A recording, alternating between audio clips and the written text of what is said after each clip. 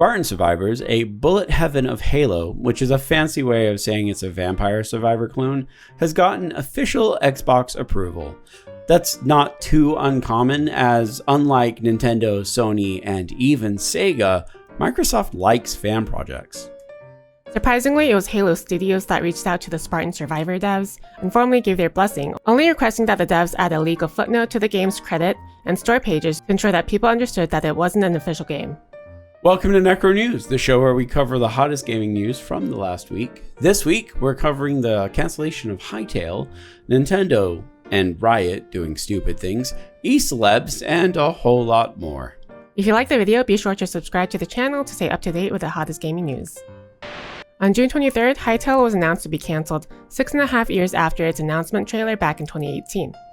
If you're unsure of what Hytale is, it was a sort of Minecraft MMO adventure thing. The closest relation it could have is Vintage Story, or Minecraft with extra steps. The cancellation came as a surprise to many people, as the developer, Hypixel Studios, posted an update only 2 months ago. So what gives?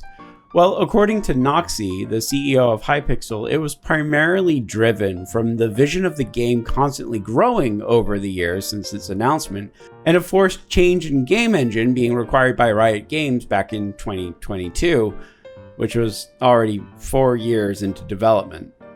Aside from that, the devs allegedly didn't want to release the game into an early access state, which, as you can imagine, probably contributed to the development difficulties.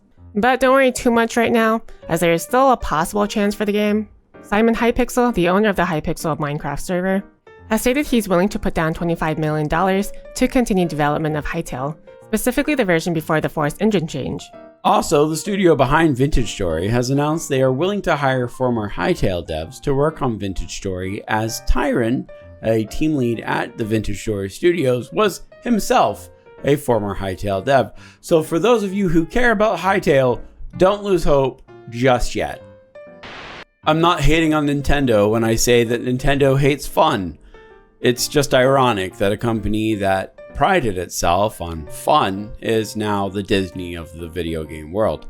But they have continued to prove that they are a company that demands you use the product you bought from them the way that they want you to use it, or they'll take action. What did they do this time?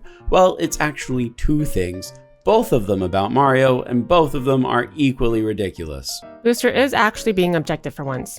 On June 26, 8-Bit Auntie made a video talking about how Nintendo removed a number of his levels from Mario Maker 2 for using a bug to complete the level, which violated the TOS. Except the levels were based around the buffer jump, which for the uninformed, like myself, is when you jump as small Mario and then jump the exact moment you land. This is a well-known technique known within the Mario Maker 2 community, and has been used in the game for multiple levels prior to this. But now Nintendo considers it to be a bug and has removed the levels which require it, because of course they do. Fun's not allowed with Nintendo. Or with most Japanese companies. After contacting customer support and getting the runaround as per usual, the best answer that they could give was literally, I don't know. Nintendo even stated that 8-Bit Auntie was allowed to recreate the levels if needed, but there was no guarantee they wouldn't be deleted again. So yeah. Is this fair of Nintendo? I don't know, but let me tell you what's not fair. That is Mario Kart World. To explain for those who don't care, Mario Kart World introduced an open world by using these intermission races, which are like straight one-lap paths to the next course. While being one of the main features of the game, most people find that intermission courses aren't actually fun, and at the end of the day, inferior to the standard Mario Kart courses. This matters because in online play, after completing a normal fun 3-lap course, you need to do an intermission course, which ends in a single lap of the actual course you're trying to get to. Though, thanks to the random option, players discovered that if one wanted to just do a standard 3-lap course, they could simply vote at random and get just what they wanted. However, if your entire lobby is picking random, you have done something wrong. Did Nintendo realize this? Yes, they did. How did they fix it? Well, they fixed it with patch 1.1.2, where the random option, in addition to pulling from the standard courses, now also pull from the intermission courses. So it's Nintendo's way, or the highway, or in this case it's both, as everyone is basically just jumping back to Mario Kart 8 since it's just more fun. But if you're one of the Nintendo suckers that bought the Switch 2 and bought Mario World, what are your thoughts on the game? Gambling is fun. Sports betting is fun. Horse racing is great. And since esports is technically a sport, it's not. It has its own variety of betting on the side as well. And Riot, being the greedy shits they are, saw an opportunity to earn even more money with League of Legends and Valorant when they saw that betting on those games reached over $10.7 billion in 2024. And I thought I was bad. So Riot has decided to open betting sponsorships for esports teams for League and Valorant, stating that the official opening of sponsorships is to safeguard players and teams, quote, with the right protections, and that it's better to regulate it themselves than to sit on the sidelines while fans could become victims of scams. Bullshit or horseshit. Either way, you're just full of shit. Sure, as if gambling isn't already a scam. Or loot boxes. Or $500 skins. They stated that betting advertisements will not be shown in LOL esports and VCT broadcasts, but that doesn't mean it won't be on the game's site, or launcher, or updates, or whatever.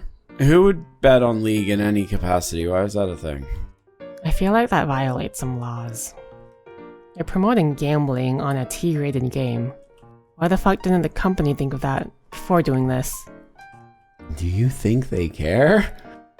Clearly they care about their consumers by protecting them against their own gambling. We don't typically cover e-celeb, drama, news, or whatever in this channel, but this is about the Stam Killing Games initiative, which is something that we have talked about. While we're talking about the story, we'll try to remain as neutral as possible, but we definitely will give you our opinions in the end. But basically on June 23rd, Ross Scott made what he believed to be the final update to the Stop Killing Games campaign due to the UK government petition ending on July 15th, and the European Citizens Initiative ending July 31st. These were the final two petitions related to the movement, and afterwards there would be nothing else we could do. However, a good chunk of the video was in response to the claims Pirate Software made about the Stop Killing Games movement.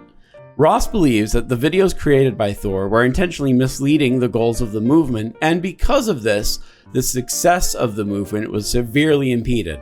After Ross made his video, the overall narrative of the campaign shifted. Creators like Moist Critikal and AsmondGold made videos explaining the campaign even more, and supporting Ross's claims against Thor. And at the time of recording, Charlie's video has over 3 million views, which far surpasses Thor's original video. It's because of these two creators, among many other, that there has been a lot more signatures made on the ECI, and hopefully it'll get enough signatures for it to be taken seriously. So if you are in the EU and you haven't signed the ECI yet, we'll link it below. Make sure to do that so we'll never get another The Crew situation on our hands. So basically the TLDR of the story is that a man can't admit he's wrong or apologize. But what else is new? Valve has released some of the most surprising Team Fortress 2 news since they fixed the bot problem and ended the TF2 comic. The TF2 blog announced last week that they'll be accepting new community maps to implement in TF2 once again, but this time, it will be different. How, you ask? Well, they've stated that the maps will be used for man versus machine instead of the usual game modes, which is incredibly significant. Because, why?